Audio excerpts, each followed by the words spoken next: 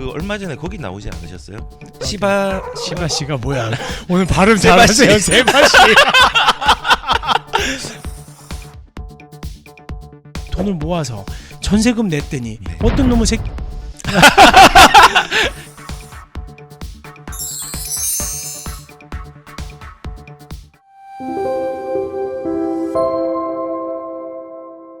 예, 오늘은 두 가지 주제를 가지고 왔는데 첫 번째는 우리가 기본적으로 알아야 되는 그 권리 관계에 대한 네네. 용어가 있어요. 근데 대부분 잘 모르는 경우가 많더라고요. 그렇죠. 예. 대부분이 몰라요. 네, 법적인 관계에서 법률적으로 조금은 접근해 본 사람들은 아는데 대부분 모르는 부분이 많아서 그런 법률적으로 우리가 좀 반드시 알아서 개념을 정립해야 될 부분들, 임차인과 임대인이 같이 알아야 된다고 저는 생각합니다. 그거 하나랑요. 두 번째는 우리가 상가에 대한 묵시적 갱신에 네네. 대해서, 그리고 주택도 좀 한번 물어보겠습니다. 그래서 그 두 개를 준비했고, 우리가 이제 첫 번째 이제 내용들은 이겁니다.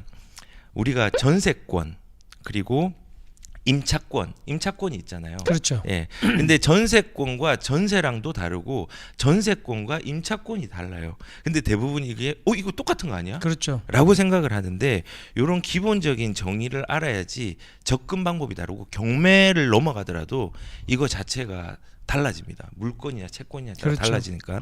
그래서 그 내용들을 우선 우리 변호사님께서 한번 얘기를 해주시도록 하겠습니다. 내가 갖고 있는 게 권리가 이게 어떤 권리인지 아는 게 네. 가장 중요해요. 왜냐하면 그래야 내가 보호를 받을 수 있는 것, 내가 어디까지 보호받을 수 있느냐, 그거를 확인하는 거기 때문에 그래요. 네. 이게 제가 제목은 타인주택 이용이라고 지금 가져왔잖아요. 네. 근데 여기 보시면 이게 어떤 내용이냐면 기본적으로 우리가 보통 얘기하는 전세권, 네. 그다음에 일반적으로 야 전세 사냐, 예. 아니면 자가냐 할 때 전세, 네.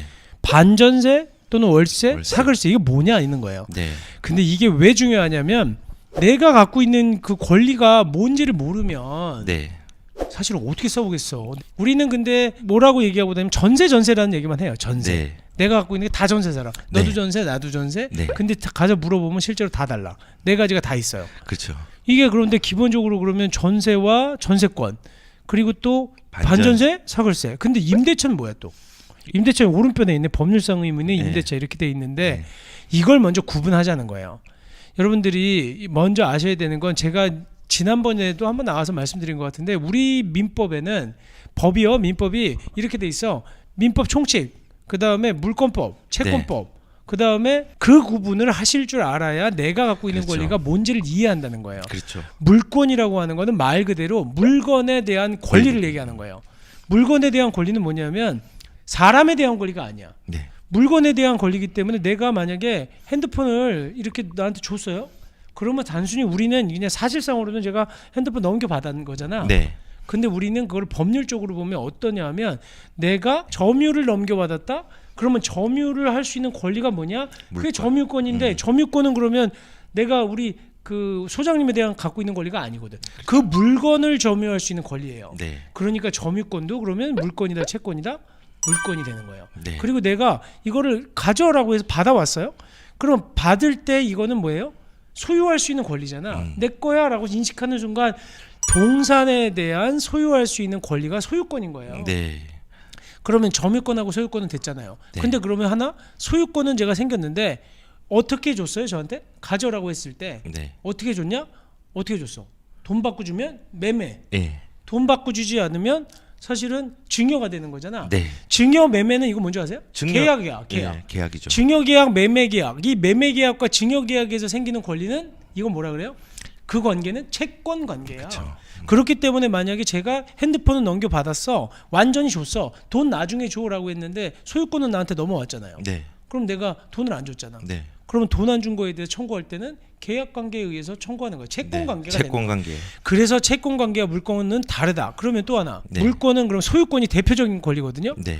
물권은 어디에 나타나느냐? 물권의 효력은 계약만 있어도 되는 게 아니에요. 물권은 무조건 등기를 해놔야 돼. 네. 물건에 대한 권리이기 때문에 그 물건을 확인했을 때 물건의 상태라든지 물건이 누구 건지를 공시하도록 되어 있어요. 네. 그게 바로 물건의 성립 요건이 등기입니다. 그래서 소유권의 성립 요건도 등기이기 때문에 소유권을 넘겨주는 계약만으로는 네. 안 돼요. 네. 그래서 거기에다가 뭐를 해야 돼요? 등기를 해야 되는 거예요. 그러니까 그 등기를 하려면 등기가 있다는 건 뭐냐? 제가 가서 등기부등본을 아무거나 떼보면 돼.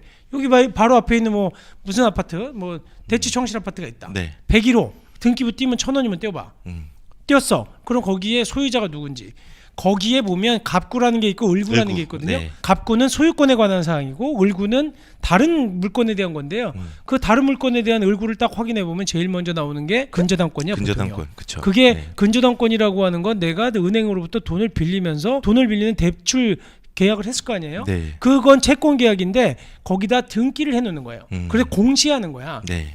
그렇기 때문에 근저당권도 결국은 물건이다. 아, 네. 그렇게 되는 거고 또 하나 돈을 갚아야 되는 관계는 이거는 전부 다 대여금 채권 네. 계약이지만 등기가 올라가는 것 자체는 무조건 이거는 물건이다. 네. 그럼 전세권이라는 거 뭐겠어요? 물건이죠. 물건이야. 이거는 네. 뭐냐면 여기 보시면 전세를 주고 전세권 등기를 하고 다른 사람의 주택을 이용하는 방법을 전세권이라고 하는 거예요.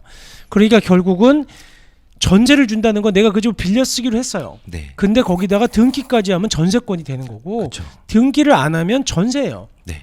그러면 전세랑 또 그러면 일반 임대차 월세는 어떻게 다르냐? 전세는 보증금이 있어요. 보증금. 아, 네. 보증금을 우리가 일반적으로 2억 원의 전세 보증금을 주고 월세는 안 내는 것 그걸 바로 일반적인 전세라고 하는데 네. 그 전세를 등기까지 하면 전세권이 돼서 물건이 되는 거고 네. 그냥 전세 계약만 한 거 그리고 등기를 하지 않는 거는 이거를 미등기 등기하지 않은 전세 그리고 또 채권적 전세라고 하는 거예요. 근데 이 두 가지 효력이 엄청나게 다릅니다. 확실히 다르겠죠. 왜냐하면 물건과 채권의 차이가 네. 있으니까 엄청 클 것 같은데요. 어떤 네. 차이가 가장 클 것 같아요? 예를 들어서 물건과 채권은 경매로 넘어가도 네. 그 돈을 회수하는 방법도 달라질 것 같고요. 그렇죠. 그다음 권리를 주장할 수 있는 방법도 달라질 그게 왜 달라지는 거냐면 이게 전부 다 이해를 좀 하면 왜 그런지를 이해를 하면 다 등기의 효력입니다. 네. 등기의 효력이라고 하는 게 뭐냐면 제3자에게 공시를 해줬잖아요. 네. 공시를 해주다 보니까 누구나 알 수 있으니까 그 권리를 부정하지 못하는 거예요. 네. 등기가 되어 있으면. 네. 거기에 어떤 집이 10억짜리 집인데 만약에 5억짜리 근저당권이 있어. 그러면 이 집은 누구나 봐도 5억이 빌렸구나. 알아. 그러면 실질적인 자산은 5억밖에 안 되는구나. 네. 내가 이 집을 빌릴 때 전세를 들어가려고 하면 그 5억 원을 뺀 나머지 재산이 5억이니까 임대보증금 3억만 줘도 불안한데 이렇게 되는 거예요. 네. 그렇기 때문에 실질적으로 등기의 순위에 따라서 보호를 해주는 겁니다. 그럼 전세권과 전세를 차이가 그거겠네요. 순위가 달라지는 거네요. 순위가 달라지는 네. 거예요. 그래서 지금 우리가 미등기 전세라고 하는 건 등기가 없는 겁니다. 그러다 보니까 전세금을 주고 차임을 주지 않았지만 등기하지 않고 사는 방법. 네. 그러니까 안 보이잖아. 그 집이 채권이라고 하는 거는 비밀이에요. 둘만 있으면 계약이야. 계약자만 아는 거야. 그러니까 보증금이 얼마인지 그 다음에 임대차 계약 기간이 얼마인지 몰라. 전세 기간이. 그게 바로 채권적 전세예요. 그래서 이 부분에 대한 보호는 당연히 약하겠죠. 네. 그리고 또 하나 반전세는 뭐예요? 보증금도 있지만 월세가 있는 것 하지만 등기 안 하는 것을 말하는 거고 네. 그걸 또 한편으로는 월세라고도 하고요. 사글세는 요즘에 그 옛날에보다 많이 없어졌어요. 사글세는 뭐 외국 사람들이 이제 한남동에서 이제 집 빌릴 때 많이 써. 깔세라고 많이 그렇지, 하죠. 깔세. 네. 한꺼번에 다 주는 거야. 네. 1년치. 그리고 1년 살겠다. 네. 이런 부분이 있는데요. 근데 법률상으로는 나머지 밑에 세 개는 전부 임대차. 위에는 전세권. 근데 여기 보시면 이게 왜 그래서 지금 우리가 전세권이라고 할 때 우리는 보통 임대차 그럼 민법상에 있는 임대차를 얘기 안 하고 주택임대차 보호법을 얘기하느냐. 주택임대차 보호법을 왜 만들었냐 하면 전세권이 있는 사람은 주인이 바뀌었잖아요. 네. 물건에 대한 권리니까 주인이 바뀌어도 대항할 수 있겠어요, 없겠어요? 대항할 수 있죠. 있죠. 네. 왜냐하면 등기부에 있는 거 그 사람이 뻔히 알고 전세권자가 누구야? 이승태가 전세권자야. 그거 알고 집 샀는데 이승태 보러 나가라고 할 수가 없잖아. 그렇죠. 그 물건을 지배하고 있는 권리인데 내가 물건을 사용 수익할 수 있는 전세권을 가진 사람한테 지가 알고 사놓고 나보러 나가라 그래? 안 돼. 그렇죠. 근데 미등기 전세라고 쳐봐요. 네. 내가 거기 살고 있는데 집주인은 딱 등기부를 보니까 소유자만 있어. 네. 그리고 여긴 전세권자 없어. 그럼 들어왔네? 들어와서 보니까 어떤 사람이 내 이승태가 살면서 야 내가 여기 그 전세권자야 그러니까 그 사람 바로 그러겠어요? 등기부 보고 웃기지 마 여기 어디 있어 네 이름 이런다고. 그러는 순간 나가 이렇게 되는 거예요. 그러면 저 임차인은 옛날에 뭐래요? 무슨 소리야 내가 지금 확정일자도 여기 받아놓고 뭐 했고 소장님한테 여기 집 빌려서 살고 있는 사람이라니까. 그러면 옛날 임대인은 뭐라 그랬냐면 집을 산 사람은 그거는 소장님한테 가서 이골록 소장님한테 돈 받든지 얘기하셔. 그건 채권 관계야. 이 네. 사람아. 어디 물건에 대한 권리도 없는 사람이 나한테 와서 채권 갖고 나한테 효력이 있다고 주장해. 이러다 보니까 실제로 임대차 살던 사람들이 집 주인이 바뀌잖아요. 다 네. 쫓겨난 거예요. 상가도 그렇고 일반 주택도 그렇고. 음. 이렇게 그냥 집주인만 바뀌면 임차인들이 그냥 엄동설안에 지금 엄동설안에 네. 쫓겨나는 애들 어린애들 데리고 쫓겨나는 일들이 벌어지니까 나라에서 이거 안 되겠다. 아, 이렇게 둬선 안 되겠다라고 해서 1980년대 후반인가 그때 주택임대차보호법을 만들어. 네. 그래서 만들면서 이제 복잡하게진 게 거기부터야. 왜냐하면 전세를 전세권처럼 보여주려고. 그러면 등기를 안 해주면서 어떻게 등기와 유사하게 해주겠어요. 그래서 확정일자 받아라. 그 다음에 전입신고해라. 전입신고를 하면 이 부분에 대해서 그 등기와 비슷한 효력을 주겠다. 이렇게 지금 주택임대차보호법을 만든 거죠. 그러다 보니까 비슷하게 전세권처럼 만들어주려고 대항력과 우선면제권을 받도록 했지만 실질적으로는 그만 못 미치는 거예요. 네. 그래서 지금 주택임대차보호법이라는 복잡한 것들을 여러분들이 공부를 하실 수밖에 없는 이런 현실이 돼버린 거지. 그렇죠. 그래서 아무튼 뭐 네. 요약을 하면은 전세권은 물건을 거래한 게 그냥 대항력이 생기는 거고 네. 전세라는 거는 사람 간의 거래를 하는 부분이기 그렇죠. 임대차이기 때문에. 임대차이기 때문에 그거는 대항력을 가질 수 없다라는 걸로 요약이 기본적으로는 없기 네. 때문에 부수적으로 대항력이라는 걸 갖추기 위해서 전입신고를 하라는 거고 그 다음에 또 확정일자를 받아야지만 보증금도 우선 면제받을 수 있다. 이렇게 되는 겁니다. 아시겠죠? 그래서 지금 이제 보세요. 우리가 법령을 한번 볼게요. 민법 303조에는 전세권의 내용이 이렇게 돼 있다고. 전세권자는 전세금을 지급하고 이제 보증금이죠. 네. 타인의 부동산을 점유하여 그 부동산의 용도에 쫓아 사용 수익하며 그 부동산 전부에 대해서 다른 채권자보다 전세금의 우선 면제를 받을 권리가 있다. 법에 이렇게 져 있어요. 근데 임대차는 민법 618조에 뭐라고 돼 있냐면 임대차는 당사자 일방이 상대방에게 목적물을 사용 수익하게 할 것을 약정하고 네. 상대방이 이에 대한 차임을 지급할 것을 약정함으로써 그 효력이 생긴다. 그러니까 이거는 채권자들의 관계를 임대차라고 된다라는 네. 거예요. 그래서 지금 다시 한번 정리를 할게요. 네. 보면 전세권과 임대차를 기본적으로 구분하면 전세권은 물건이다. 네. 그 다음에 임대차는 채권이다. 네. 그 다음에 등기 여부에서 전세권은 당연히 해야 된다. 네. 전세권에서 등기가 없다는 건 이건 물건으로 성립이 안 된 겁니다. 채권이고. 채권이다. 네. 그리고 임대차는 하든지 말든지 알아서 해라. 해도 채권이야. 네. 임대차 등기는 해도. 네. 그리고 보통 안 하죠. 그 다음에 사용대가는 어떻게 지급하냐? 전세 보증금을 지급하고 네. 여기 임대차는 보증금이나 월 차임을 지급해요. 네. 원래 월세라는 얘기도 안 쓰고 뭐 그 차임이라고 해요. 원래 네. 차임 법률 용어가 차임이에요. 월 차임. 그 다음에 양도와 전대 여부. 임대인의 동의 없이도 언제든지 전세권 넘길 수 있어요. 아, 등기가 되어 있으니까. 등기만 올려주면 돼. 네. 이름만 바꾸면 되는 거야. 네. 근데 이거는 임대차는 마음대로 넘기지도 못해요. 왜냐면 채권 관계야. 채권 관계라고 하는 건 둘 사이의 관계예요. 둘 사이에. 그렇기 때문에 채권 관계를 이해하는 게 중요해요. 물권 관계와 채권 관계. 만약에 다세대 주택이 있어요. 네네. 다세대 주택은 세대가 다 분리되어 있는 거예요. 네네. 다가구가 아니니까. 네. 근데 월세로 사는 사람이 한 9가구가 있고 네. 전세로 사는 가구가 한 6가구가 있고 전세권을 설정한 사람이 한 3사람이 있어요. 네네. 그러면 여기서 이제 보호받을 수 있는 사람은 3가구밖에 없는 거네요.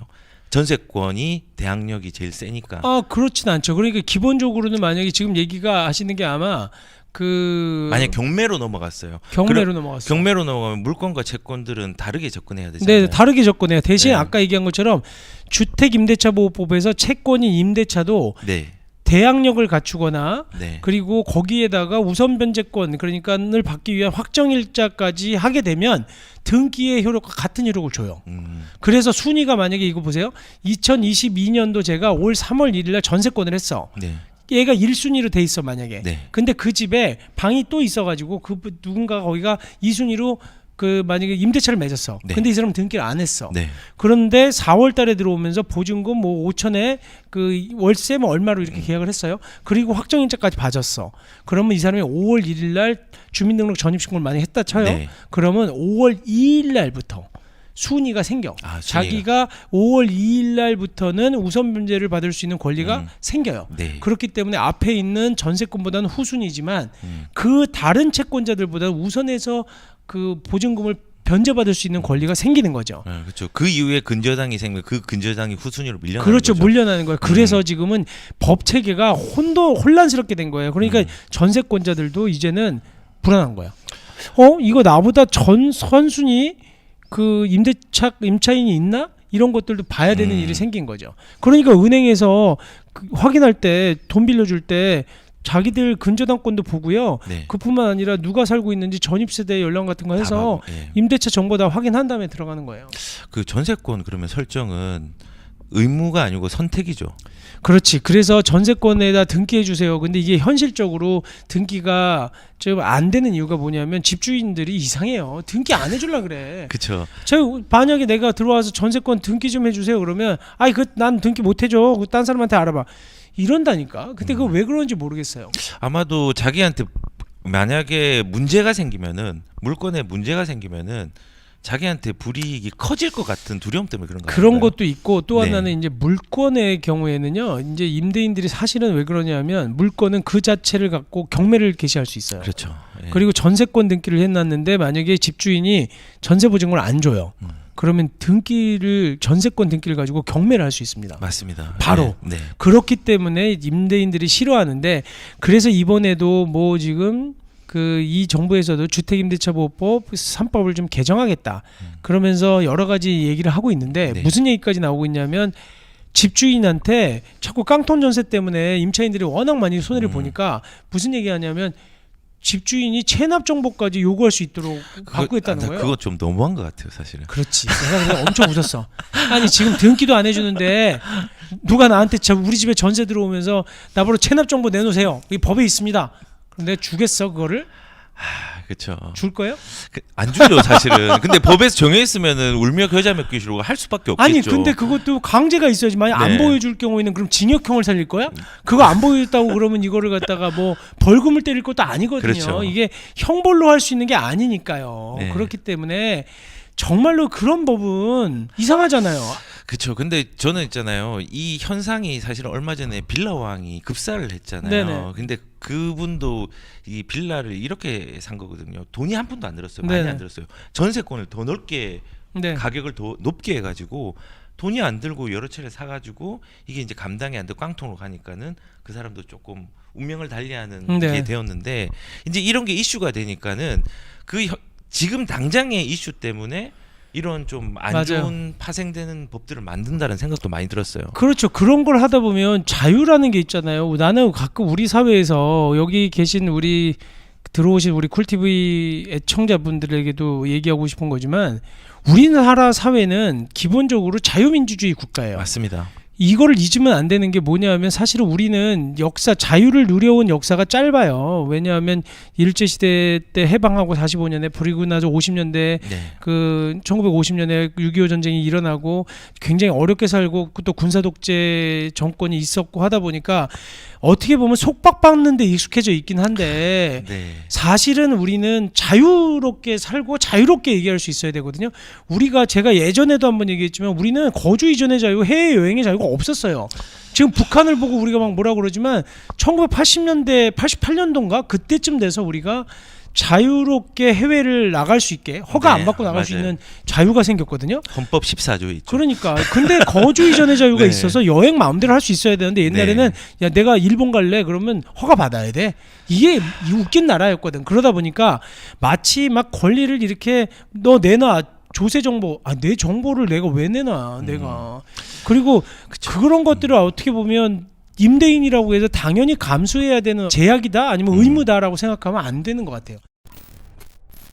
네, 좋습니다. 오늘 되게 중요한 물건과 채권에 대해서만 이해하셔도 그러니까 사람 간의 거래는 계약은 물건이 아니라 채권입니다. 그리고 물건 간의 거래는 이제 물권. 요거에 따라서 우리가 뭐 선순위가 되느냐 후순위가 되느냐 이게 달라진다는 거 물건과 채권만 이해하셔도 오늘 크게 얻어가는 걸 생각합니다.